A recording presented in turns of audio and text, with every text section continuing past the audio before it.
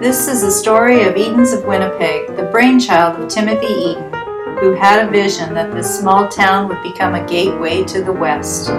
He sent his son to Winnipeg to scout out locations for the future site of the department store.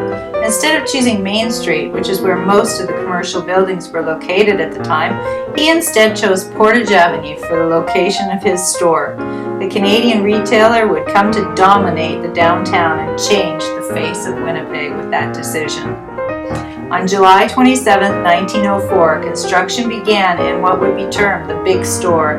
This was a massive undertaking and employed many people during its construction phase. The store was built in a record amount of time, only 4 short months.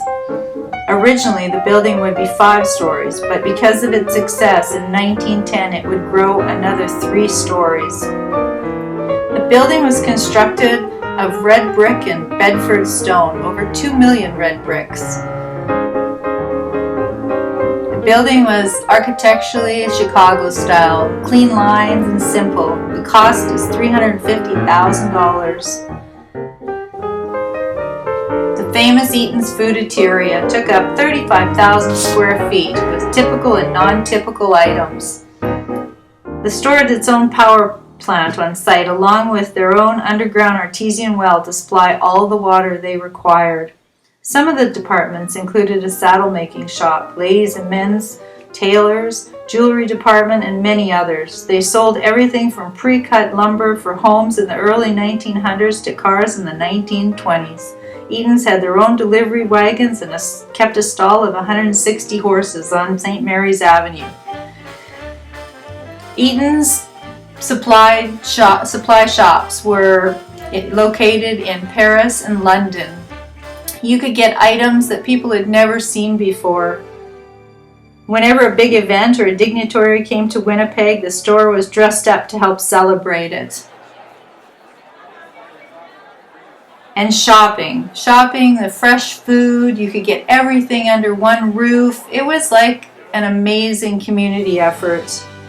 And Eatons was the first Canadian company to continue to pay the wages of men who served in the Great War. Christmas was a special time. You knew the season had started the moment the displays were changed in the grand windows. Santa came to visit. There was the Eatons parade, which brought thousands of people from the city out to watch.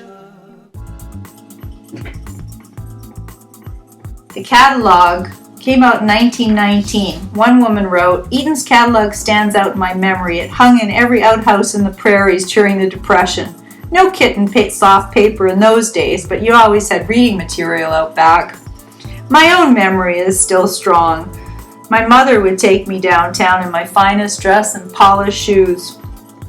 I would spend so much time in Toyland, it was ridiculous.